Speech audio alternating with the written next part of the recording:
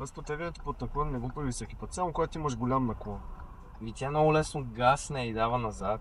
То това ти е проблема, че като задържаш спирачката, много повече ще гасне.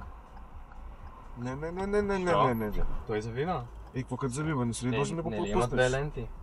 Давай, ще обясня. Газ.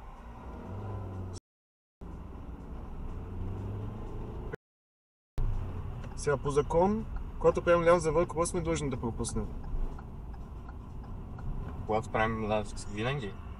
Когато правим ляв завой, кого трябва да пропуснем? Тези направо, които минават и тези, които завиват надясно. Точно така. Законът пише ли, че ако ти си имаш свободна лента и той си има свободна лента, можете да минете заедно? Не. Пише, че когато правиш ляв завой, си длъжен да пропуснеш насрещния трафик, който е в посока направо и в посока надясно. Надясно ще се движи. И много често в такава ситуация, когато имаш три ленти, ти видиш, че той си отива в дясна, а ти може да отидеш край налява, надясно. И консистът си казва, о, супер, аз си отивам вляво, той си отива в дясно, нямаме конфликтна точка, минаваме си. И какво се случва на изпита? Получаваш една спирачка. Защо? Защото реално отнемаш предимство по този начин.